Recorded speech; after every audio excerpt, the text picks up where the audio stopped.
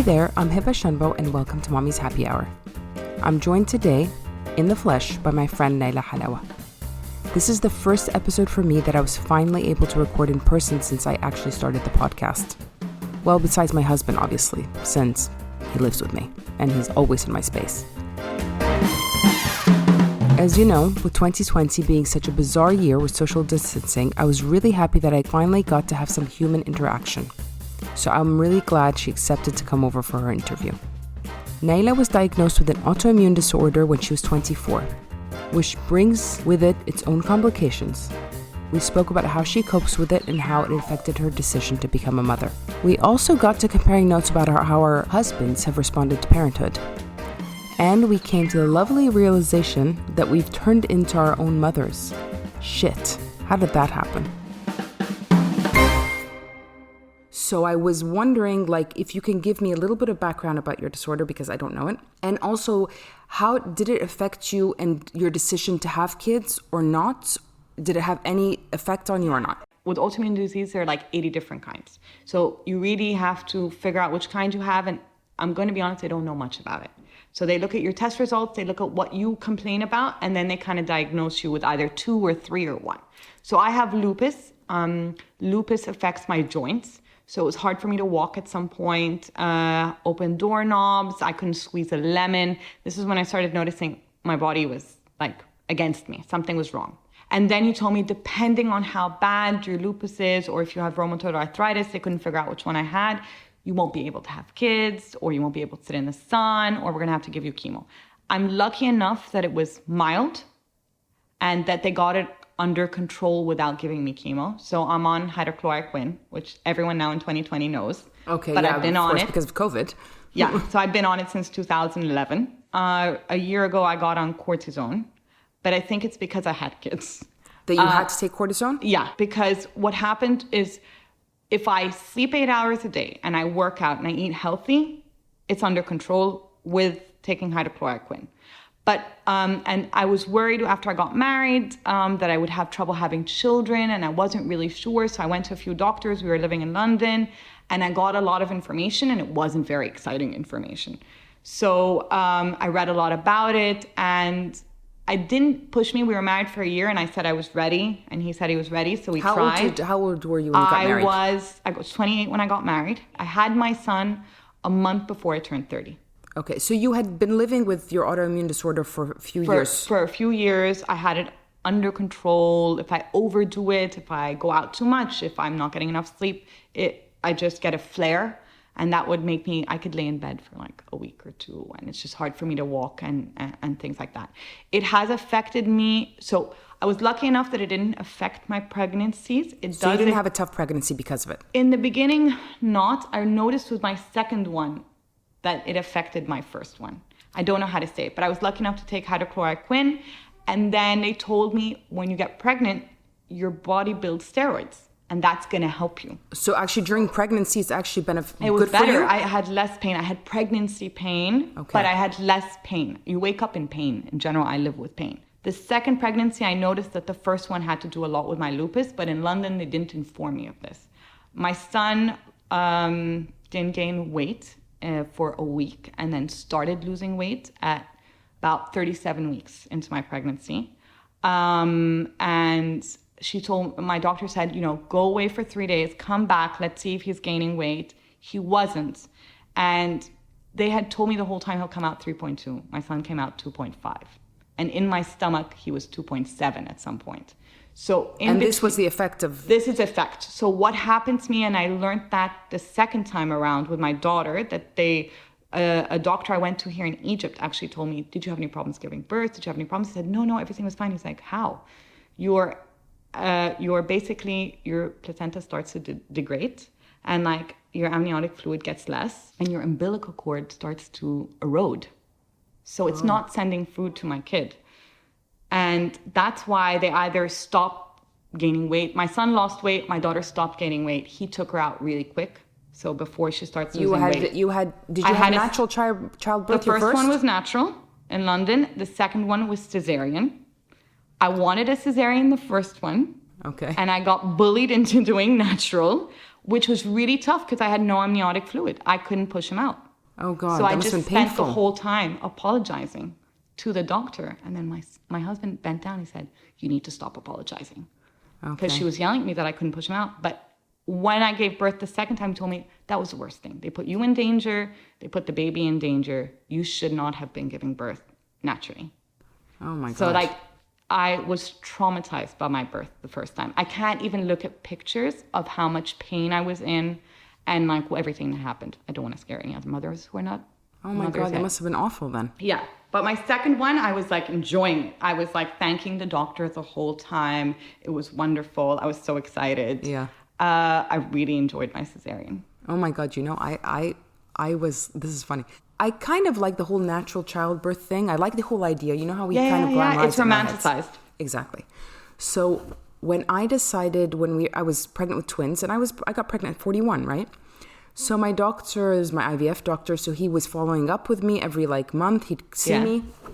And then as I got closer, he's like, he doesn't deliver, actually. Okay, so you have to go to someone else. But he wanted me to deliver. He wanted to deliver me, actually. Okay.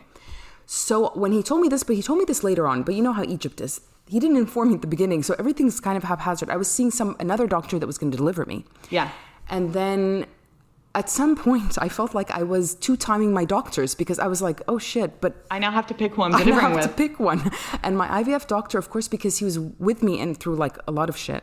So, and he was so nice and he was But you were not nervous that this is not his daily thing, that this is what he does? I know he used to do that. I know he did for a while. Okay. So when he told me that, I was like, kind of like, he's such a nice guy. And I really feel like so like, you know, connected to him. And so, and I said, shit, how do I tell my other guy no? And it was so funny because as I got towards really the seeing end, two people. Oh my God. And then my other doctor, I kept on like thinking, what am I going to do? What am I going to do? And so my other doctor was asking about me because I know him too, my other doctor. Yeah. Oh, so you know them both and it's Egypt and it's a small town. And they probably know one another. Yeah, they know each other probably. So finally, I decided to go with my IVF doctor. And oh my God, I told my other doctor, it's like literally, I told him like at the very last minute. So you're breaking up with him really at the worst time. I told him like probably a month before I was kind of due. And I kind of blamed it on my husband. You know, like it's the not me, it's you thing. It's not you, it's me. So I was like, oh shit. So of course he kind of was upset with me.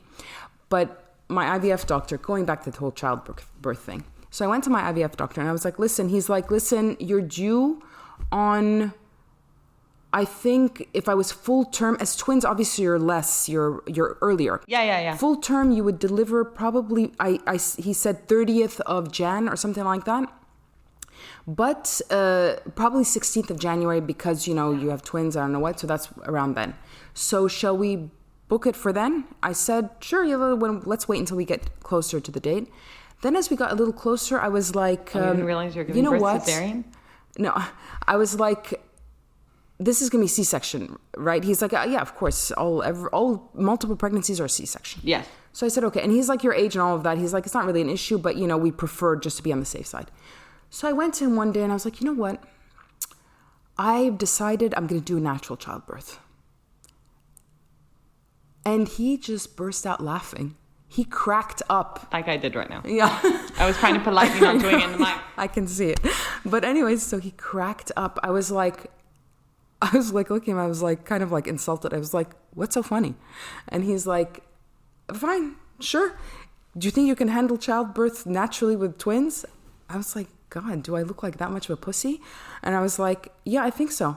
So he's like, okay, sure. Go ahead. Call me when your water breaks. I said, okay, cool.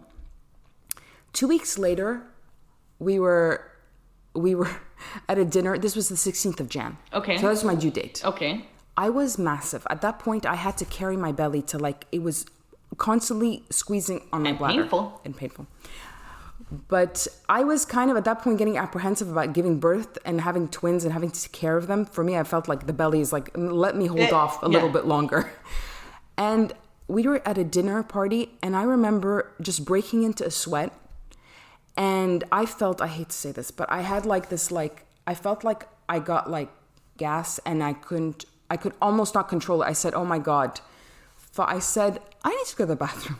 I called him that night. I said, when are we doing the C-section? I was like, there's no fucking way I'm going to embarrass myself. But I said, I am going to do a C-section. So we booked it for the next week. He was like, oh, I have my girlfriend in town. I don't know what. So can we please not do it? I was Doctor seems real cool. Yeah, he's really cool. So I was like, okay, let's do it on the 23rd. So we booked it for the 23rd, but it was hilarious. And I was like, after I did it, I was like, what was I thinking of actually doing natural childbirth? Natural for me, I feel like I didn't answer your first question, but I'm going to keep going with this. So natural for me, if I'm going to compare, and I feel lucky enough that I did both. Yeah, that's great. They needed to get him out. He was losing weight. So she said, we're going to, oh my God, what was it? Induce me. And so I said, okay. And I went. And then when I got to the hospital, like, you know what? You're 1 centimeter dilated. And I'm like, great. I'm 38 weeks. I'm 1 centimeter dilated. All right. Took so long. I was like 3 centimeters dilated by the time they induced me. And then the guy comes in and I'm terrified of needles and he's going to give me an epidural. That is literally, I lost all cool. I'm like crying. I see how big the needle is. I was like, I looked at myself and I said, I didn't ask for it. Like, I'm going to ask for it. I know I'm going to ask for it, but I just want to feel the contractions first. The guy laughed at me, the doctor, and he said, you're being induced. When people get induced, they have the epidural. It just happens. Like, they both come together. He's like, you're going to be in more pain than if it was natural. And I had no one told me this. I took a baby class, okay? Like, I did everything. No one told me this, that if you get induced, it is more painful than natural. So I wanted to feel it. I let the epidural die down. But no one told me I was not supposed to let the epidural die down. So when my midwife started saying that, okay, you're screaming, you're not supposed to be feeling anything. She's like, you weren't supposed to let the epidural die down. So it took about 3 to 4 hours for them they kept giving me epidurals, but it wasn't working. And it only worked. So like there's 4 or 5 hours. I'm like, I'm just screaming my head off. And then it came time to push. I'm 10 centimeters dilated and the epidural kicks in. And it's the wrong time because you don't feel when you're supposed to push anymore. So now I can't push. Like it just, everything was just, when it's going wrong. That sounds like an awful experience. And then I kept just apologizing to the doctor and I don't know how to push. It's my first child. I don't know how I'm supposed to feel. I can't feel anything to figure out how I can push. And then at one point she just looked at me and she's like, I can't even do a cesarean now. The baby's too low. Like she's freaking out. And in London, you just have and I'm private and I have my doctor and my midwife. I looked at my husband like, what's happening? Was he there? My husband, was there. In the room? With me. Yeah. I wanted my husband with me in the room. Oh, that's so sweet. He calms me down. Or I can yell at him and say bad words. But, and my mother didn't realize it's not Egypt and that I was giving birth in the room I was admitted in. Okay. In Egypt, even if you give birth naturally or cesarean, you go into the operating room. No, I'm in the same room. And she picked the chair, the only chair that's across. Oh my God, she was in full view? She was in full view, that poor woman. And Is she was scarred? Natural. She saw it all. She was texting my sister going, I'm going to die. Like, what's happening? And I could see her covering her eyes with my hand. And all I kept saying is apologizing to the doctor, like, Mommy, I'm okay. I'm okay. I'm okay. And I was really not okay. You know what I mean? So I felt really bad for everyone in the room. And then finally that kid came out with forceps. But he came out, which was great. Then the epidural died down and I had an episiotomy and I got stitched awake. Oh my God. That for me was traumatic. The rest of the time was not traumatic. Like you forget the pain of your contractions. You forget that. Yeah, you do. You do not forget being stitched up. Oh my God. So that's why like the second time around, like this is coming out cesarean. Like I'm done. I'm surprised that you actually went for a second one after that experience. It was by mistake. Best mistake of my life if my daughter ever hears this, but she's by mistake. But best mistake. What's the age difference between 2 the two? 2 years, 4 months. So did it affect your pregnancy, but towards the end? It did affect my pregnancy towards the end.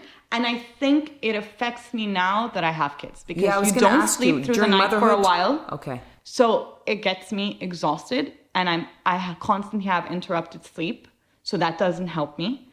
And now that my son is 4, I also grew up with a mom who had autoimmune.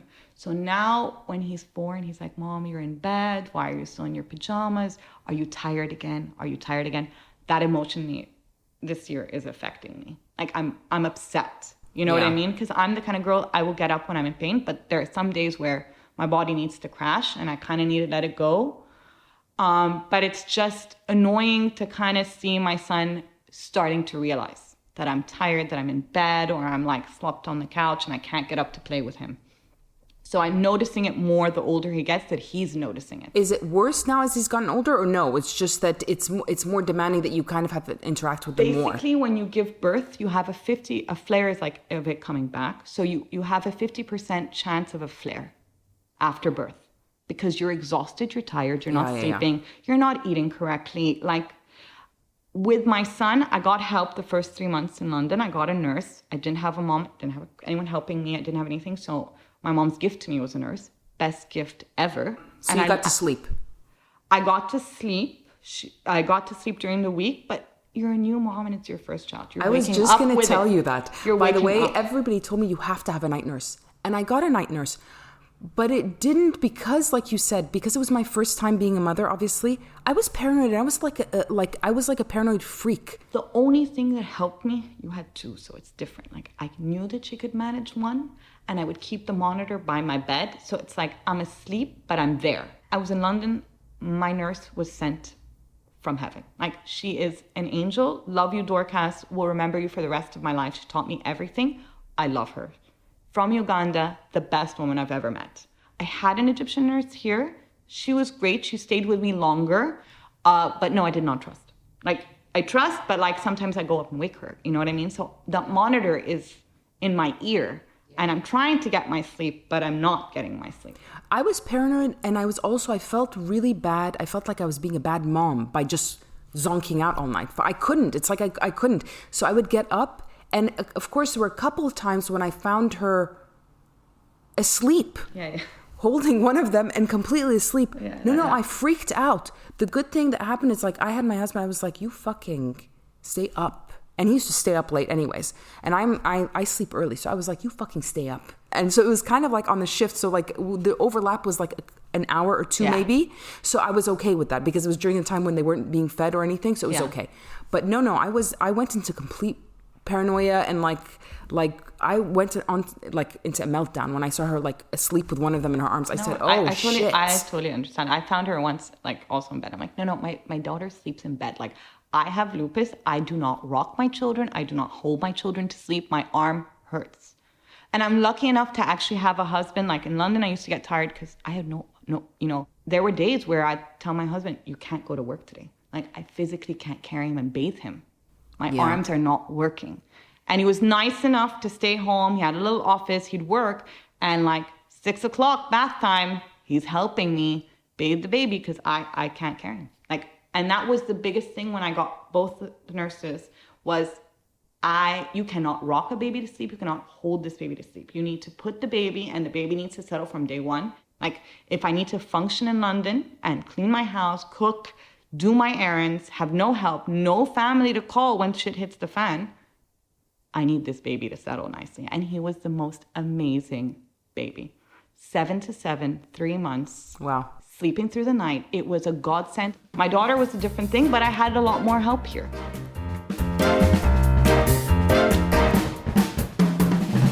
You got to experience both natural childbirth and C-section, and you also got to experience having your first in London on your own with your husband.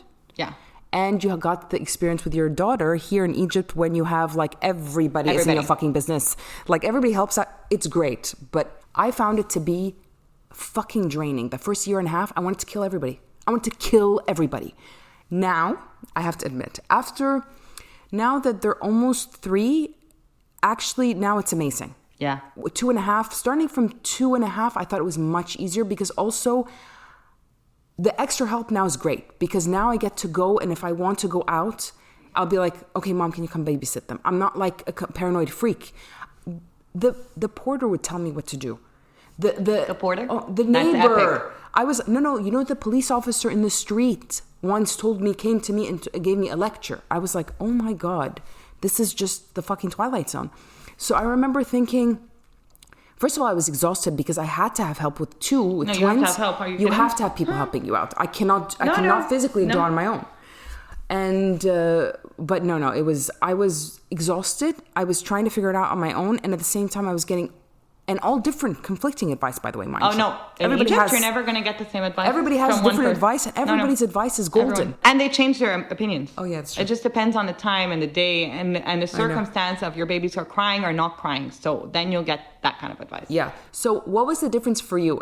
I loved giving birth in London, having my first child. I was very aware that if I was living in Egypt, that was what's going to happen to me.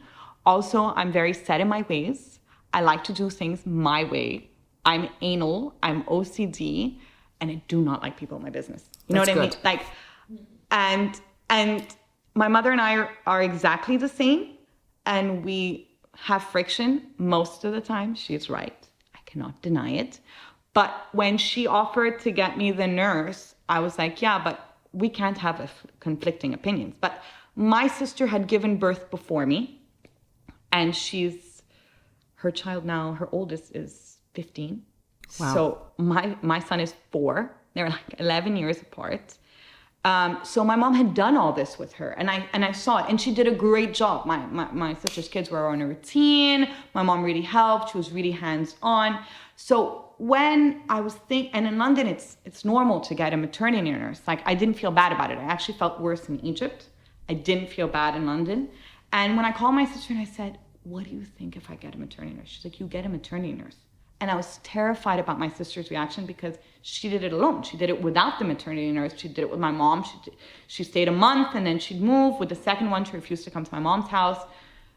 So when my sister's like, no, you need it. Like, you have lupus, you're in London, you have no family, you cook, you clean, you're OCD in itself, and you're going to be exhausted. So that comforted me. Like, that support that I got from my sister. And she's older and always tries to tell me what to do. But like, I just felt like so relaxed, and I felt less of, I'm not going to be a bad mom, because my sister is a great mom. Yeah. And I was just so happy she said that. And then my mom was so encouraging about it. But I told her, like, you're coming to London too. Like, I can't have you and the nurse saying different things. And she's like, no, you can follow her. I'm fine with it. You know, and I felt that she was at an age where she wants to come enjoy it. She doesn't want to come do the work. No, and I didn't have the nurse for the first few days after the hospital, and I would call my mom at 5 a.m. She was staying at her best friend's house because our apartment wouldn't take us all, and she was there at 5:30 in the morning. Wow. And she knew she had cancer and did not tell me. Oh my God. And she was dealing with knowing that and finding that out that week. Or 2 weeks before. She found out in London while she was with me. And she was there at 5:30 in the morning. She's so hardcore. She was amazing. I think Egyptian mothers are so annoying, but they're amazing. They're fierce. They're good. They're fierce. They are. They're strong. Fierce. They're so strong. They go through so much. And it's a lot to live up to. Because you can't be weak. I don't know any of my friends who has a weak mom. They're all tough cookies. They've gone through their divorces. They've gone through their problems. I know they've all gone through divorces, haven't they? Yeah, they have like a little divorce club. They're living their lives. They're going out with their friends. And a lot of them work, and they're just fierce women. It's a lot to live up to. And I think they raised us all really well and the best they could do. And we might complain about them or say we have this because of them or whatever complexes, but they're fierce women. Oh, yeah. They raise the bar. But I know what you mean. They set such high expectations sometimes. So that's my issue sometimes with my mom. It's like, oh God, shit, if my mom sees this, she can kill me. Yeah. And like at my age, and I'm 44, you know? But I'm always worried about disappointing my mother. They're going to be like this when we're 60. Yeah. No, I know.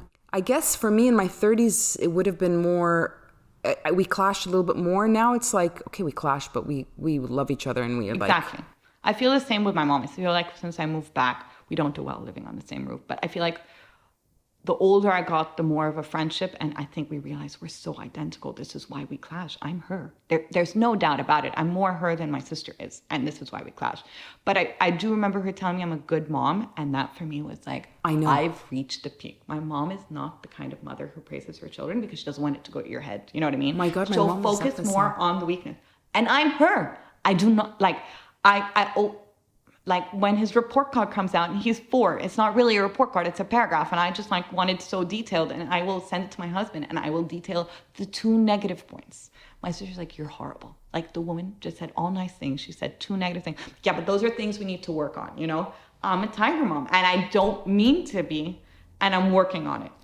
But yeah, that's true. I know it's exactly what you mean. It's like, my mother's like that. My mother's like, all she like pinpoints is like the, she wants it to be like perfect. But yeah, no, it's... But when she goes to her room, she thinks you're amazing. Yeah. That you're dealing with twins. Well, she told me once. She's like, I think you're such a great mom. That's the thing. I was like, no, you don't. And when really? you hear it once, you might not hear it again, but you've reached the ultimate. Like, I have just gotten a praise from her. And then she tells me you yell at him too much. I'm like, it doesn't matter. She already told me I'm a great mom. No, but my mother does this. She does the great mom. She said it once. The week after that, she fought with me. She's like, you're really being such a bad mother. Like, my mom is a softie. Like, it's like, she'll give them the chocolate and the candy. I've babysat with her. I wasn't married for a long time after my sister had her kids. And there was brushing their teeth and ice cream in bed. That woman spoils them rotten. Really? Rotten. It's like completely different how she raised me and my sister. It's like whatever they want, she'll do it. It's true. I mean, of course, we were not spoiled at all. And we did everything from when we were quite young. We were very independent as girls. And she's like, babies, my kids. I'm like, Mom, they're not, just relax. You don't need to give them everything that they want. And then, but no, she has that's their job, I guess. It's her job as the grandmother. It's like they get the fun part. Yeah, she's like, I want the good part. I don't want to be the one who disciplines them. You discipline them. I don't care. Definitely doesn't want to discipline them. It's like good cop, bad cop. She's good and I'm bad. Yeah, I'm always a bad cop.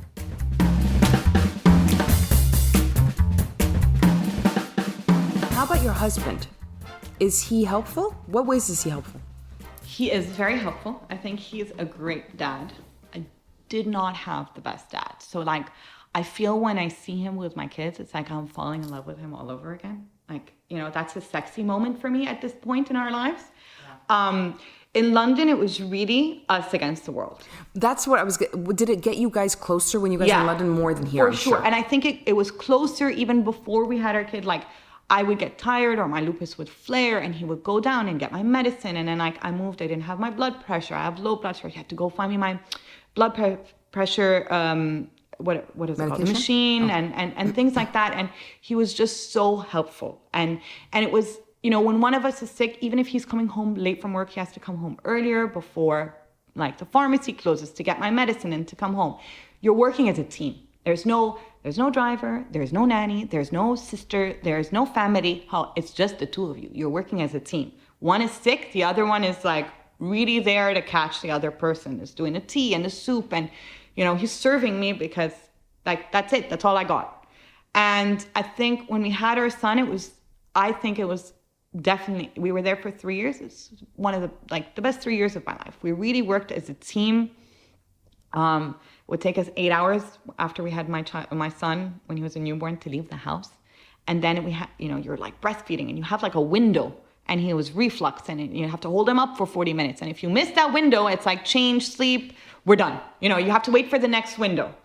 To organize. So I remember we used to go out for picnics and the weather, I gave birth in May, the weather was nice by June, July, and it was really like he would go down to the grocery store early in the morning, he'd pack the bag, I would do this, I'd give him the baby, I would shower, and it was like teamwork. And we went out, we were so excited, and I'm like, it took us 8 hours. It took us 8 hours. Like, we gave it our all, and yet it took 8 hours. But He was super helpful. He used to help me at night. He would stay home if I needed him, if my lupus was acting up. We were a team. We were completely a team. There was no other way. So it's good. It set a good foundation. It set a really good foundation. I wasn't working compared to my friends, so I was able to keep up the house, cook dinner. My husband took the same lunch every single day for 3 years to work. Really? Like, at the end, I was bored. Like, I'm like, I need to change this up. He's so routined. And we were in our routine, and it just worked. My son slept at 7. If I had time, I'd like watch a bit of shows.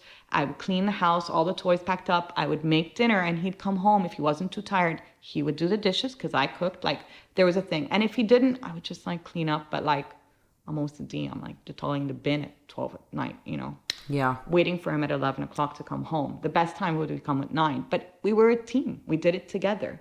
And I really enjoyed it. I think coming back to Egypt, he still had the same job in London. He was flying back and forth every week. mainly here on the weekend, which is Saturday, Sunday, which is not our weekends. Yeah. So it's hard to see friends. It was hard for him to see his son, who was at nursery on Sundays. So we just had Saturday. And then there's more help. There was more staff in the house, more family. And he's coming home exhausted. And I think it took us time to rebalance. Yeah, because I think men can get away with doing less here, obviously. For sure. Because I think I had a bit of a hard time my first year with my husband, because it's like he was like just sleeping. We didn't have any help the first year and a half. So I'm like, I had the night nurse for the first 3 months. After that, that was it. Or 4 months to be exact. That's impressive. Yeah, but because I sleep trained them. So then after that, they didn't need feeding at night, so I didn't need her anymore. But my husband in the morning, you know, the maid would come like probably around 12. That's lunchtime for the kids. Half your day gone. So it would be a nightmare. So I would do everything, and Hazem, bless his soul, he'd be like snoring through anything. And I'm like, what's wrong with this man? If I'd go in and they're like... two. It's not like one. At one point I got really good at feeding them both together and doing all of that. And then I was like, you know what? But then I start to realize that trying to be the super mom is not great, because for me, I can grow resentment. And at one point I started to be like, you know what? I'm going to fucking kick his ass. You know, it's like I started to like resent him. So I'm like, so I'd go to him in the morning, wake up. So of course, like through the snoring, it's going to take a little bit of like some force to get him out of bed. And he'd be like, yeah, I'm up. No, you're not up. Up means on your feet, outside with me. Oh my God, that took like probably a week. And then I fucking blew it. I'm like that. It's like I'm kind of nice and easygoing. And then after all of a sudden, it's like the explosion. And you probably just needed to express your feelings from the very beginning. Yeah, but I'm so bad at that. I'm so bad at communication. So I'm like, and then that's it. So he knows I mean business. So then after that, he's like up. But I just couldn't. And then, you know, I get the excuse like, but you're the mother. You know what to do. I was like, yeah, I might be the mother. And I'm willing to wake up. I don't know what to do. And I don't want to do it on my own. I can't do it with two on my... No, they're two. And then you're just sleeping there. You're like having a nice sleep. No. If we're being tortured, we need to be tortured together. Like, yeah, after a year, he kind of... I set him straight. I think quarantine helped us. I think quarantine, he got to know we have 2 kids. But he's hands-on. Like, when my daughter was 7 months, and everyone's like, you're not going on a vacation for, I don't know, we went for 6 days, maybe 5-6 days. We went to the Robinson. We went with friends. Like, you're not going without help. I'm like, we're going without help. Like, he travels so much, I don't think we realize we have 2 kids. But honestly, he went and he was a superstar. Like, when he's in it, he's a superstar and he can do it. And like, I am the crazy, tired, exhausted, yelling mom, and he will come in and he'll make the kids laugh and they will do what he says. And they love to brush their teeth because their dad showed them how to brush their teeth, and it's become a thing. And he's great at getting them to do things. And he makes it into a game that he needs to tell me and inform me, and then my life is easier. But he just figures how to do the fun, and then they do it. That's great, though. And he works, and when he's in Egypt, he works from home. So since quarantine, he's been home, and he reads them a book every night. If he doesn't have a call, which is most nights, he'll try to schedule it that like from 7 to 8, there's no call, and he reads them a book. And that's his time with them. And with me, I'm there too. I cannot get out of it. But he's really there. And he wants to be an involved parent, and he is an involved parent. And he will like... months in advance tell me when is his performance, his Christmas performance, and he will schedule it. And oh, that's so sweet. And he will remind me of things, and he's somehow in charge of vaccines, and I don't know when they take their vaccines. Like in London, I was in charge. Here, I'm not in charge. He remembers the 2 kids. It's in his calendar. And my mother looks at me like, it's strange. Like, how is your husband in such an involved role? I'm like, super dad. You know what I mean? Yeah. Like, he's a great dad. Yeah, he looks very organized, I must admit. He is super organized. Like, we're both anal and both organized, that he makes me look unorganized. Yeah. No, but that's good. But he's a procrastinator. He's late and he's slow. That I have against him. That must kill you. I know, you know, my husband like drives me bonkers. Like when we're out the door, we're supposed to be going out the door. We're now out the door. I'm going to take a shower. What? But that's the thing. When you have kids and they are dressed and they are out the door with their You shoes need to on, get the fuck out of there now. you need to get out. There is no shower. There is no time. And I say to my husband, you're slow, that my 4-year-old now just says he's slow. And my 4-year-old is as slow that he just wants to look at me and goes, you know what? Boys are slow. Like, he got it. He understood that him and his father are slow, and me and his sister have got it down, and we're ready. And she's the kind of girl who, if she's ready and she has her shoes on and her coat, and she's in the stroller or not, is getting in the stroller, she will throw a full tantrum at the door. I was like, why is she crying? Because you're late. You're slowing us down. They've been ready for 45 minutes. Like, you need to get the hell out of the house ASAP. I know, that kills me. I'm like, I can be thrown in a bad mood. Like, when you get in the car, I'm like all chilled, but he's just so annoyed at me that how annoying I was at him and how much I've nagged to get him into the car. the whole day becomes an issue about how you were annoyed with me this morning. Just get over it. I'm over it. We're in the car. And you know what I do now? I just take the kids down. I'm like, it's going to take me time to put them in the car seat. I do that too now. Get the trunk ready. So I just look at him like, I'll be downstairs. You know what I mean? By the time I'm in the car, and if I have the nanny with me, that poor woman has to fit between 2 car seats. Oh my God, yes. You know what I mean? And it's like, let's get the bags. To which bags go in the back? Which ones do we really need in the front? And their jackets, and remove their jackets because in case they get cold. But it's Egypt. They never get cold. You know what I mean? And you just took so much with you. I know. And we're so impatient. I do that too because like when we go down together and we're putting them in the car seat, for some reason, Hazem has to give them this whole little anecdote while he's I'm like, are you still trying to like strap one of them in? The other one hasn't. The other one is still out there by the door. What do you do? I'm like, it takes you 5 minutes when it takes me 2 seconds. Click. They talk to them at this point, but this is nice. Like, they're calm and they're collected and they're making memories and they're enjoying their moment. I'm like, I just want them in the car. I want to sit and put my earpods on and I don't want to hear anyone, or I want to drink a sip of water, or maybe I didn't take my medication and I need to take my medication, but I didn't do so many things when we were in the house. I need to do them in the car. Yeah, and I'm like, I want to get to our destination now. I don't you're probably half an hour, 45 minutes late. Exactly. So I'm like, what the hell are you doing? No, but I clench my teeth. I try very hard because I know he gets so annoyed with me, but I'm like, I'm meditating. So I'm trying to be a better wife and a better mother, and the yelling and the toning down. Really? And it's really trying to help that, no, let's just live in the moment. It's not the end of the world if we're late. It's not the end of the world if we're late.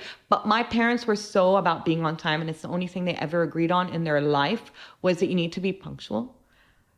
My husband does not get that. He's gotten better. He's still bad, but he's gotten better. And he's like, I just don't like to rush. What answer is that? Yes, I know what you mean. I know what he means, though. I hate being rushed. But that's why I tell my husband 3 hours in advance, this is what time we need to leave, and this is what time we need to be there. Because he's so bad at time management that now I tell him, by the way, tomorrow at 1 p.m., we need to be here. So he's like, oh, okay. So I'm like, you remembered I told you it's 12:30. Remember I told you we need to go. The kids are ready. I'm ready. What do you do? Are you ready? So you're not taking a shower, right? Oh, no, I'm going to take a shower. Is his shower longer than yours? Is his shower longer than yours? Yeah, because he has lots of time. I don't take showers as regularly as I should anymore. At the beginning, the first year, I was like, I'd even lie about it. I'd be like, I took a shower on Tuesday evening, really late. So if I take a shower on Thursday, that counts as every day, because if you calculate the time and so it's not a big deal. But no, now I'm just like, my sister's like, are you going to take a shower before we go to... No, I took a shower yesterday. I'm not going to take a shower today. I don't have time. I'm not a coffee drinker. My shower is my coffee. I wake up and I shower. It has to happen. You know what I mean? And my kids are in the room with me. I don't know. Half the time I don't know what they're doing, but they're in the room with me. Yeah, no, the kids can find you everywhere, anywhere. There is no privacy. They never come to they never come to the bathroom, but yeah, when I'm showering or I'm on the toilet, they're there. Or I'm just needed whenever I'm in the toilet. And I'm sure I have a UTI because I don't go to the toilet as much as I should, because people need me at all times. And when I'm in the bathroom, it's like, I'm just peeing. It's like, it's not even a 5-minute thing, but give me that moment. Like, my husband works in the room and then he goes, someone's knocking. It's like, I'm peeing. Yeah, I know. Can't I just pee in peace or alone or quietly? I once meditated in the bathroom. I could not find space in my 3-bedroom apartment to meditate. I meditated in the bathroom. So do you meditate regularly? I'm trying to. Haven't in the past 2 weeks, but I'm really trying. Does it have an effect, a positive effect? I think it does have effect when you do it regularly. I definitely noticed a difference. I don't know if my husband would say he did, but I have. I think I'm a better person for it, or a better mother. I'm really listening to also other things and podcasts that are trying to make me live in the moment. I just have so much anxiety about being on time and hurrying it, and I'm just really coming to realization, like, I'm really severely yelling at my 4-year-old for being late and not putting his shoes on. Why am I losing my mind over it? Like, he's a kid, and you need to let go that we're going to be late and no one's going to die from it. You know what I mean? Like, it's not that, what am I doing? It's not like I'm going to a business meeting, or I'm just getting to the club or his tennis, or I'm going to my mom's house. Like, what is it that I'm doing? You know, I don't know. I feel like Cairo, you're always rushing. Everybody's always rushed. I feel like I'm continuously stressed because I don't like to be rushed, but I'm always rushing myself because it's like I feel like I have a million things to do. And with the traffic and with the noise pollution, it's like you don't get anything I'm constantly on edge, and it's not like I know what you mean though. It's like you kind of you feel like you need to do a million things, but you don't actually really need to do them, and life is not going to. You're not going to die if you don't do it. And nothing's going to stop, no matter what I do. And when you're rushing out with 2, it's not the same as rushing out with 1. Of course, yeah. Because, there are moments. My daughter just went, was it yesterday? She went to the club in her frozen Elsa dress. And I had to convince her that she cannot take her baby stroller, her play stroller, with the baby in it and her handbag. And I couldn't get through to her. And my son just looked at her. He's like, leave the stroller, take the baby, take your handbag, and sit in your own stroller. And I looked at him like, we're taking too many things. Like, now we're in Frozen, and we have a baby doll and a handbag. But he talked her through it. Like, he calmed the situation down. Wow, how old is she? She's 2. And he is 4. And he just said, just leave that stroller. It's not worth fighting with mom about. You know what I mean? But I didn't want to go with the baby or the handbag. I hated going out at the beginning a lot of the times because I hated all that baggage that went with. Oh my God, how many stuff you carry. But you know what? A lot of people told me it takes me like an hour to get out the door. I used to be out the door. I'd be like, what are people talking about? I'm out the door within 5-10 minutes. But then I'm out, and then I realize I forgot the water. I forgot to change diapers. I forgot the wipes. I've forgotten everything. I'm like, what the fuck did I bring? So I look at my bag. I just have my wallet. Like, literally, like, I would forget almost everything. The snacks. Okay, then I'd be like really proud of myself. So I take the water, but I forget the snacks. So no, it's just, I'm actually, certain things, I'm a disaster. And Hasbi's disaster with me. My cousin, like, is up, and she's like, I'll meet you at the club on a Friday at 9 a.m. I'm like, Zidane has tennis at 9 a.m. and I don't even think I can make it on time. But our moms live together in Monstrea, and she's there at 9:30. It's like, how are you there at 9:30? It's going to take me an hour to pack their bags, and I'm going to my mother. You know what I mean? But it takes me longer. And she has it all together. Honestly. Yeah. She's There's some good mothers that are really good like that. She's really good like that. And I have everything together. It just takes me a bit longer. Yeah, I think everybody's different. I know some women that are, my older sister's a super mom. She's like unbelievably good. And so I'm always like, Yeah, but then the kids come out easier. Like, now that I do it like a routine, and I follow Gina Ford, and I do all this. No, my daughter's like, no, we have to read the book here, because we read the book every day on the couch in my bedroom. Like, you cannot read the book somewhere else, and we cannot like have the milk. And, like, she's so routine. And I just once said, we're going to shower before dinner. There was 2 tantrums. They were both having a nervous breakdown because we always shower after dinner. But I'm realizing I didn't mean to the routine helps me. Yeah. You know what I mean? Like, I know what's coming, and they kind of know what's coming, but my children are not flexible. Yeah. They're just not flexible. Like, Zidane was flexible. He slept in different places.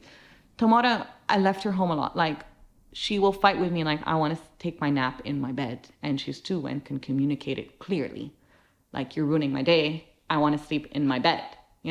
She is not flexible. Good for her. At all. No, but like, we want to go out. So now I just canceled the nap. Like, we ain't having a nap today. This weekend, she slept in her stroller. It was the first time since the day she was born that she sleeps in a stroller. She was exhausted. I was shocked. It's never happened. Yeah. I know. They really test our limits, don't they? Yeah, they do. That's why you need a friend to bitch with. Yeah, I know. I don't have nearly enough of those. Okay, what is your biggest insecurity about motherhood, and how do you deal with it? My biggest insecurity about motherhood is that when I lose my patience, and I'm trying to be a patient mother, is that I can now see my kids speaking the way I speak to them. Do you know what I mean? Like, I don't know if your kids are doing this, but my son will talk to me the same way. You know, like, if you don't let me do this, then you cannot do that. And it's like, no, and I don't want to threaten him, and I don't want him to be that kind of person who talks to his friends or talks to me this way. So that's my biggest insecurity, is that they take all my bad qualities, I think. Or am I failing at this? Like, am I going to screw them up? Like, isn't every mother's insecurity, I'm going to screw them up? Yeah, for sure. Especially that you always want it, me personally, I always think about the things that I was screwed up with growing up. And it's like, I know certain things that were from my parents, and I'm very conscious about not doing those. At least I think I am. But I feel like I'm sure I'm doing other things that I don't see. I think every child, the older I get, is going to say, wow, my parents used to do that and that bothered me. Well, we're going to be that way. But like, I think there's so much with positive parenting these days. And I think that our parents did not have to think about making sure they don't eat sweets and not enough salt. And like, we have so many more, I'm going to call it rules and regulations. We have so many more. We have so much more to think about, that I am in constant anxiety if I had a fight with him, or, you know, it went bad. Never does it go bad before bed. Like, even if I fight with him, go to sleep, don't come out of your room. It's like, I love you, I'm proud of you. Most importantly, you should be proud of yourself. You know what I mean? But I try to do that. Like, I want him to go to sleep okay, but I'll go to bed upset that I had a huge fight with him and like, I said this was wrong or what. So it's second guessing yourself and constantly feeling that you did something bad. It's just guilt and anxiety. And no one tells you when you give birth that you're just going to have guilt and anxiety for the rest of your life. And that bothers me. And then now my daughter looks at him and she goes, Zidane, don't cry. She's 2 years younger than him.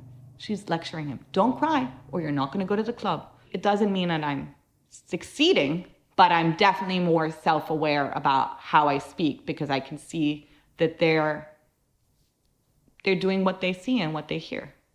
So I'm focusing on that. But that's my biggest insecurity. Am I going to screw them up with? No, I know. I completely agree with you. I think there is a lot of things what you should and shouldn't do nowadays.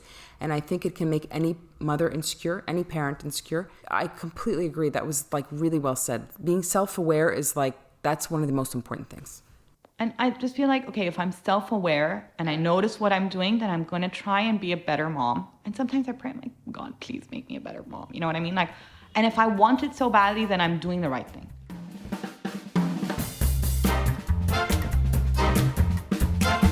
Thank you for joining me for Mommy's Happy Hour. I'm Heba Shunbo, and this episode was produced by Chirag Desai. You can find us on Instagram at Mommy's Happy Hour, and I'd love to hear from you. You can also leave us a review in Apple Podcasts. See you in 2 weeks.